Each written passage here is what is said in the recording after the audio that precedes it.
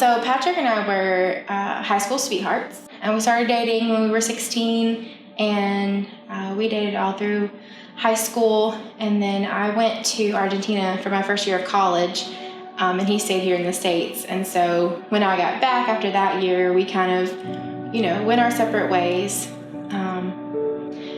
So we didn't talk at all pretty much for 5 entire years. And then he randomly messaged me on Facebook, and he was like, "Hey, I see you're in Greensboro. I come through there for work.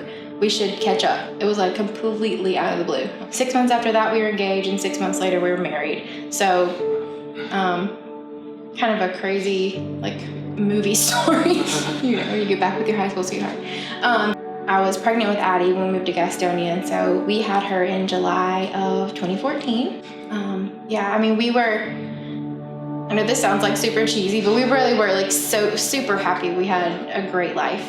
Not a lot of arguments, things like that.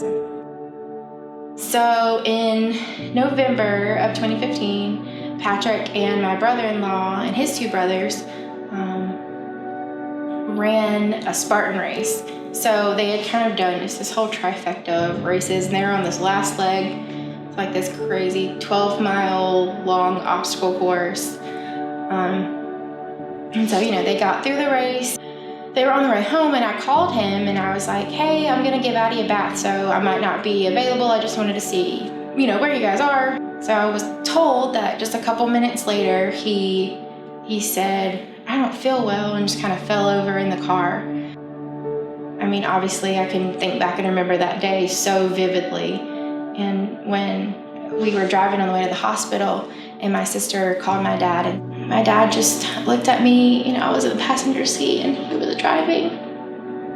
And he said, "Baby girl, he didn't make it."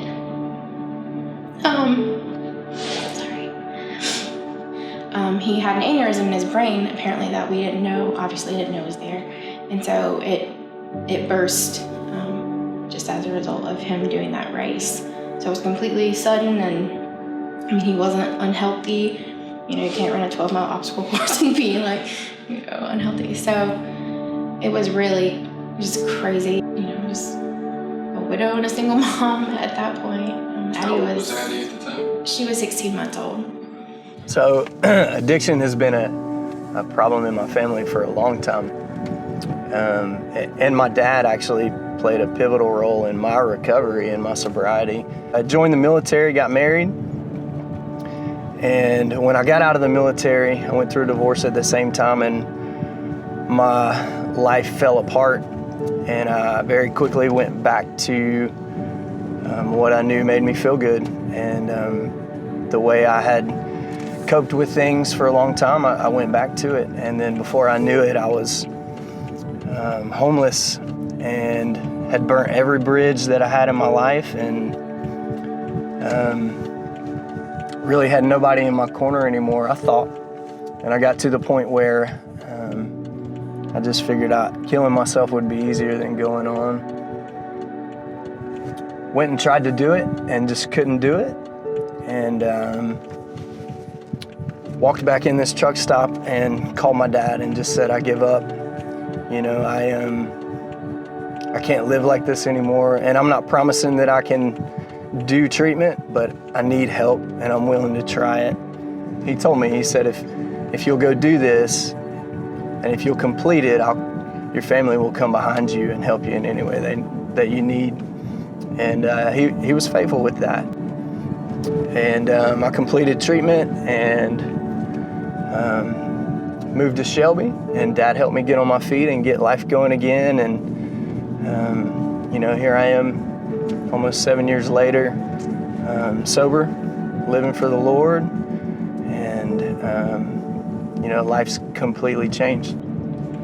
Dad kind of rolled this roller coaster of addiction and sobriety for a long time. When it was time for me to get sober, or when I called Dad and just said, "I give up, I need help," he was sober at the time. Got home, and then very quickly we switched roles because I was on this new trajectory, and he was kind of in this old rut again that he had been in.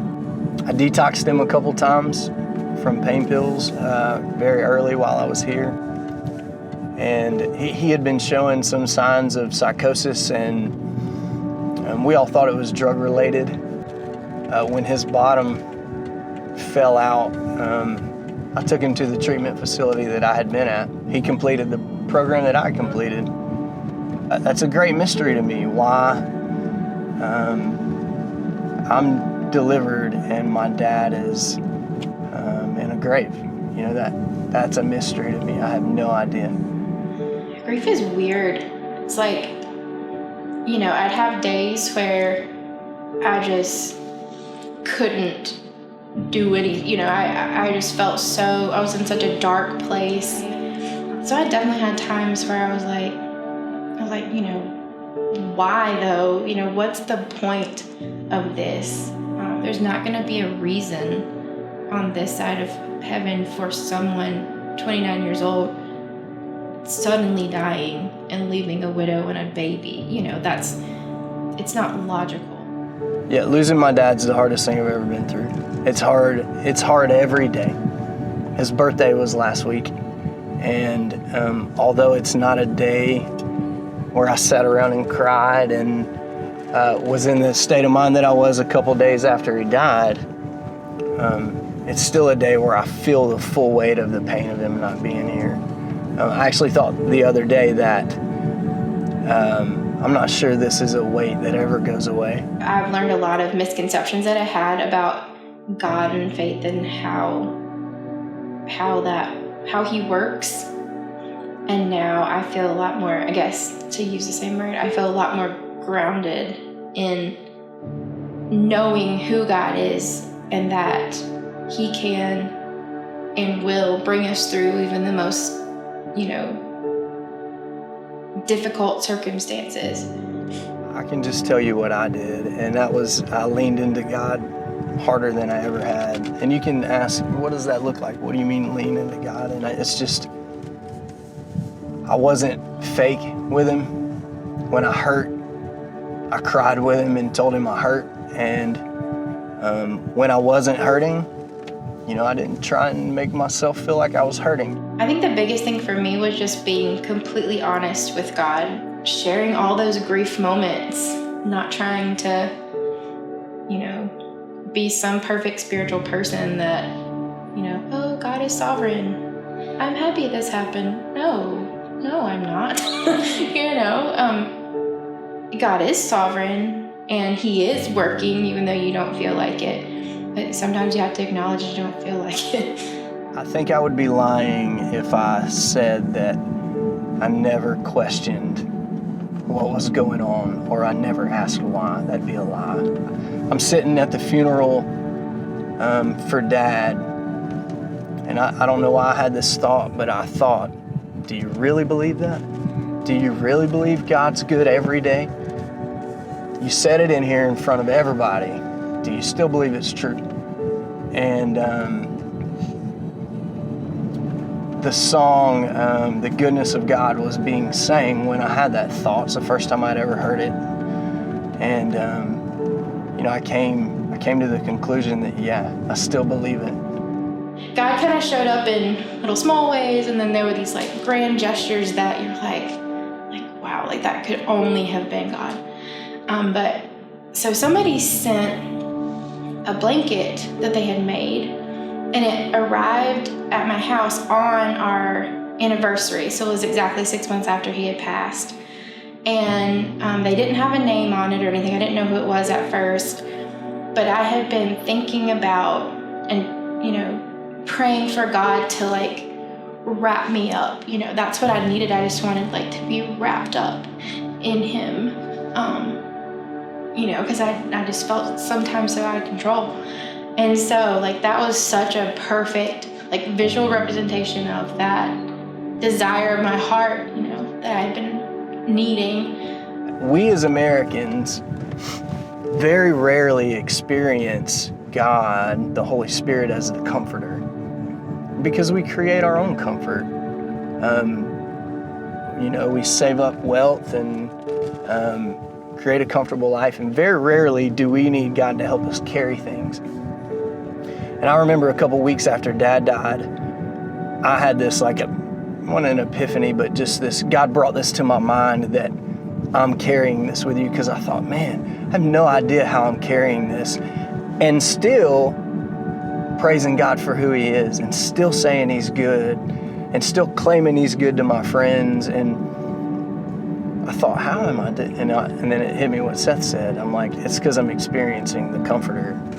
You know, Jesus didn't claim that we wouldn't go through it, but He claimed and promised that He would be with us through it. But until you're there and you're going through it, and He's literally the only thing that you can hold on to,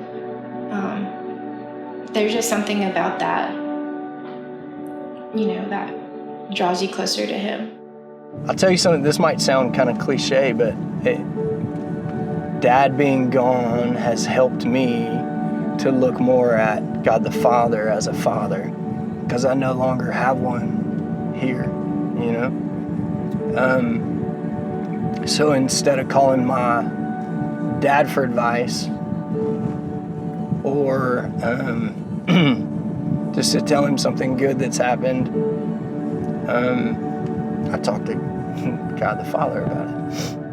Obviously, starting to date was really a weird kind of experience.